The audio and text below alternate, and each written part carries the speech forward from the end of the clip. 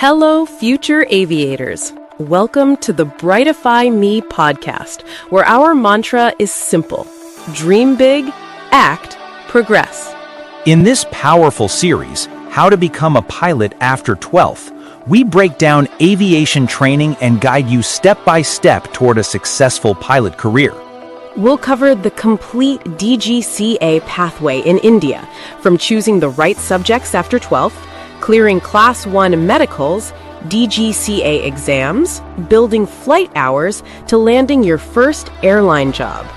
We'll also explore the EASA pilot training route, training at EASA-approved flight schools in Europe, earning a globally recognized license, and understanding license conversion options. And for those dreaming of flying in the United States, we'll explain the FAA pathway, training in FAA-approved schools, cost advantages, hour building opportunities, and global career prospects. Whether your goal is India, Europe, or the USA, this podcast gives you clarity, comparison, and a complete aviation career roadmap. So like, share, and subscribe to Brightifyme Academy for trusted aviation training and career guidance. Comment your questions below. Your doubt could become our next episode. Thank you for watching. Dream big, act, progress. Now, let's dive in. Welcome to this custom-tailored deep dive. We are really glad to have you joining us today. Yeah, thanks for tuning in. So we spend a lot of time analyzing these narratives of high achievement, trying to extract the actual mechanics of how people pull off the seemingly impossible. Right, getting past just the headlines. Exactly. And today's deep dive centers on a 2021 interview. It was done by R.J. Rathod, and it features a young woman named Maitri Patel. And the big headline of that interview is that Maitri became India's youngest commercial pilot. Which is just, it's an incredible hook right off the bat. It really is a phenomenal case study. And for you listening, the value of unpacking this conversation goes far beyond just the headline of a broken record. Yeah, absolutely. We're looking at the architecture of an outlier achievement here. This is really a masterclass in hyper-focused execution, extreme parental support, and the indispensable role of effective mentorship. Okay, let's unpack this timeline. Yeah. Because to understand the record she broke, we have to go all the way back to the beginning. Right. Most kids lock onto a dream at, say, age 8. Like an astronaut or a movie star. Yeah, exactly. But it usually fades by middle school. Usually, yeah. What makes Maitri an outlier isn't just having the dream, it's the fact that her childhood ambition to become a pilot immediately translated into a logistical master plan. She didn't just hold on to the idea. No, she executed it so methodically that she secured her commercial license before most people even finished their undergraduate degrees. Which is wild, because locking in a destination that early fundamentally changes how a person approaches their formative years. How so? Well, when the end goal is that rigid, every subsequent educational decision is weighed against that specific objective. The psychology of that is fascinating. An 8-year-old doesn't usually possess the executive function to map out a 10-year educational trajectory. Right, they're worried about recess. Exactly.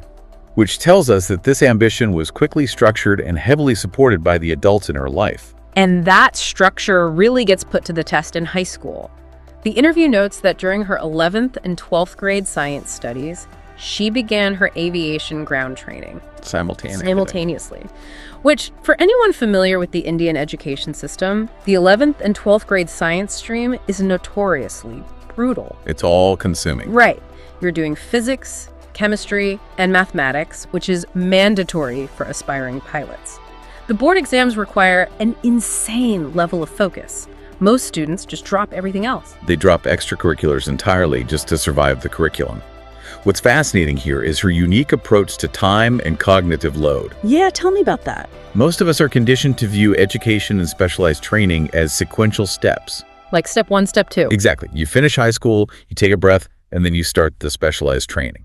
Maitri completely rejected that sequential timeline. She just layered them on top of each other. She did. While her peers were solely focused on passing physics and calculus, she was parallel tracking those subjects with aviation meteorology, air navigation, and air regulations. I want to pause on that because aviation ground theory isn't just some casual weekend hobby. Not at all. You are learning the aerodynamics of how a multi-ton machine stays in the sky, how to read complex weather systems, how to navigate using radio instruments. It's a massive amount of information. It really is. And doing that alongside high school board exams is just, it really makes you think about how often we, and you listening right now, put off our own goals. Waiting for the perfect conditions. Exactly. We tell ourselves we'll start a project when work slows down or learn a new skill when we have a free summer. But the sequential mindset, while it feels safe, is inherently slow. By parallel tracking, Maitri embraced a much higher cognitive load, but she also generated compounding momentum. He was conditioning her brain. Precisely. She was conditioning her brain to handle high-stakes, multidisciplinary learning. In aviation, you are constantly managing multiple streams of complex information simultaneously. Right. Talking to air traffic control, monitoring engine instruments, flying the plane. Her high school routine was essentially a dry run for the cockpit. And the payoff for that arrived in 2019. She finished her 12th science board exams and her aviation ground theory at the exact same time. 0 lag time. 0.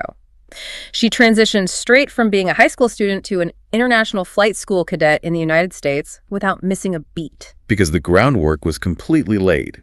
When she arrived in the U.S., she wasn't starting from scratch. She was ready to go. She was academically and theoretically ready to board an aircraft and begin logging flight hours immediately. But the interview makes a really hard pivot here, and I'm glad it does, to ensure we understand the support system behind this transition. This wasn't a solo achievement. No, not at all. The family blueprint here is incredibly grounded. RJ J. Rathod highlights that Maitri's father is a farmer. That is a crucial detail. We are not talking about a family with infinite, easily accessible resources living right next door to a major aviation hub. That background context changes the entire dynamic of the story. Pursuing a commercial pilot's license is an incredibly capital-intensive endeavor. Very expensive. It requires immense financial maneuvering for an agricultural family to fund international flight school. But beyond the finances, the logistical support required in the early days of her training was monumental. The logistics are where I have to shake my head. Here's where it gets really interesting. Let's hear it. Every single Saturday and Sunday, her parents would wake up at 3 or 4 in the morning. Wow. To drive her 300 kilometers to the Skyline Aviation Club in Mumbai for her training. Every weekend. Every weekend. And then drive 300 kilometers back. I mean, I complain if I have to drive 20 minutes to the airport at a normal hour to catch a flight. Right. The sheer physical and mental toll of doing a 300-kilometer round trip in India at 3 a.m. every single weekend for years. It's a level of parental endurance that is hard to even fathom. If we connect this to the bigger picture, it reveals the true mechanics of outlier success. Society loves the myth of the self-made genius who conquers the world entirely on their own. The lone wolf narrative. Exactly. But when you deconstruct extraordinary stories like this one, you almost always find a massive hidden engine of support. And in this case, that engine was fueled by sleep deprivation and weekend sacrifices. Absolutely. The interviewer actually spoke with her mentor at the aviation club, Captain Dande, and he explicitly credited her parents' dedication as a foundational reason for her success. He saw it firsthand. He pointed out that Maitri's readiness to learn was entirely dependent on her parents navigating that grueling commute before the sun even came up. And a skilled mentor like Captain Dande recognizes that kind of raw commitment. Right. He didn't just teach her the syllabus. Right. He provided the structured pathway that channeled all that familial effort into a tangible result. He guided her through the ground training phase, ensuring that the parallel tracking with her high school studies was perfectly aligned with the requirements of her future flight school. And that structural guidance culminated in her journey to the United States for the actual flight training. Which brings us to the most shocking statistic in the entire interview. The timeline compression. Yes. A standard commercial flight training course in the U.S. typically takes about 18 months to complete. Okay. Maitri finished it in 11 months. Shaving 7 months off an 18-month curriculum in a highly technical, safety-critical field like aviation requires an entirely different level of execution. Wait, hold on. Let me push back on this for a second. Sure. You can't just speed run flight school by reading the textbooks faster. There are mandatory flight hours you have to log, usually around 250 hours for a commercial license. You have to pass rigorous check rides with FAA examiners.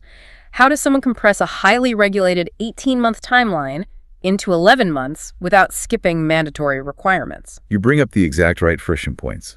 You cannot cut corners in aviation. You have to fly the hours. Right. The delay for most students isn't the academic material. It is the logistical bottlenecks. Like what? Flight training is heavily dependent on weather conditions, aircraft availability, and instructor schedules. If you need to practice visual flight maneuvers, a week of rain or low clouds grounds you entirely. That stretches an 18-month program out. So how did she bypass those bottlenecks?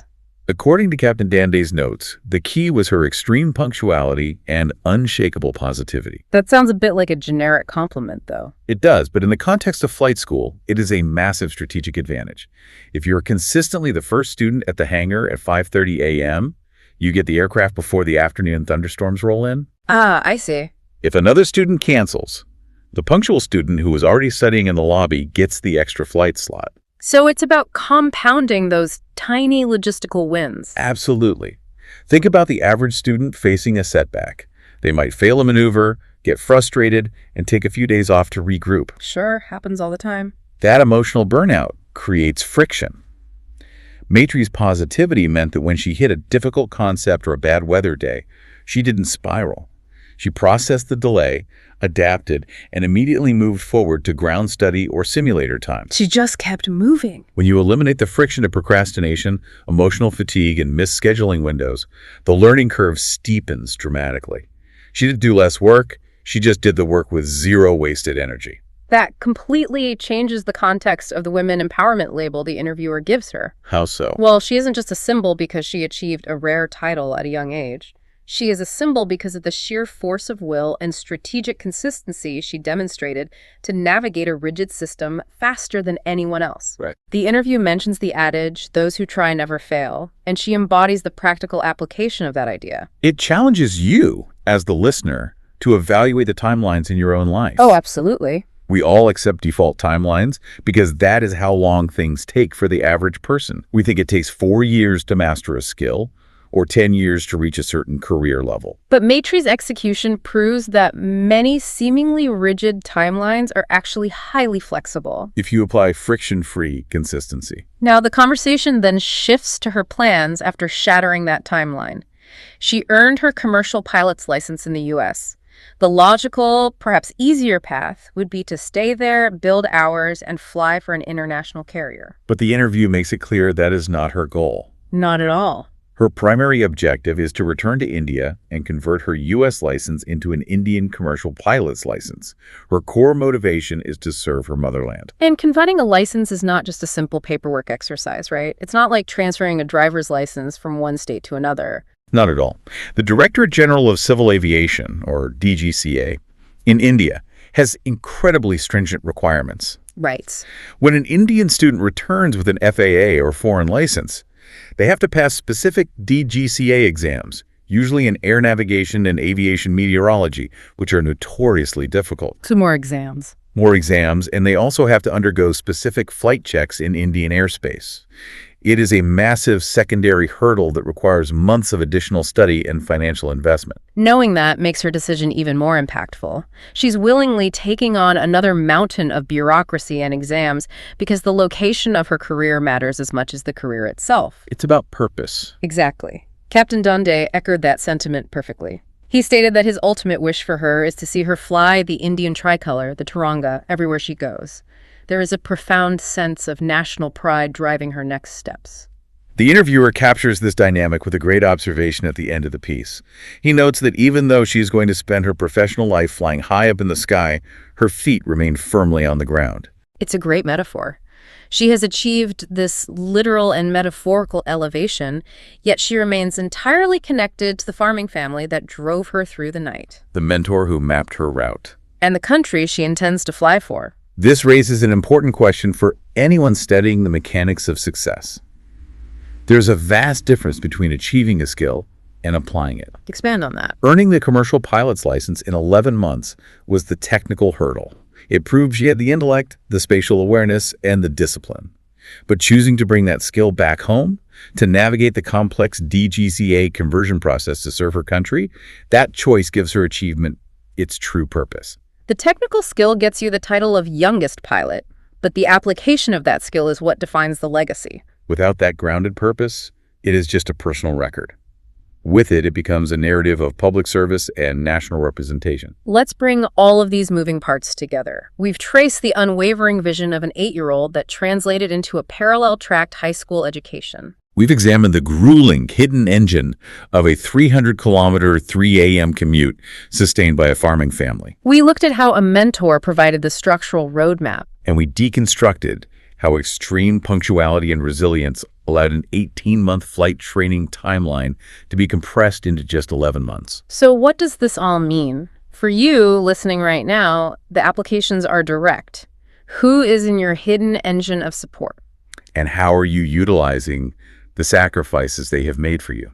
Are you still operating on a sequential timeline, waiting for the perfect, stress-free moment to start your own ground school? Maitri didn't wait for her board exams to finish to start learning aerodynamics. The challenge is figuring out what goals you can start parallel tracking today. And as you think about parallel tracking your own ambitions this week, consider a slightly different angle on this story. We spend a massive amount of our cultural energy analyzing how to reach the mountaintop. Right, getting to the peak. But think about the unique psychology of Maitri's current position. When you achieve the absolute pinnacle of your childhood ambition, before you were even in your 20s, how do you go about redefining your purpose for the next 50 years of your life? When you have already touched the sky and broken the record, where do you set your sights next? Dreaming of flying across the world? Not just India, but Paris, London, Dubai.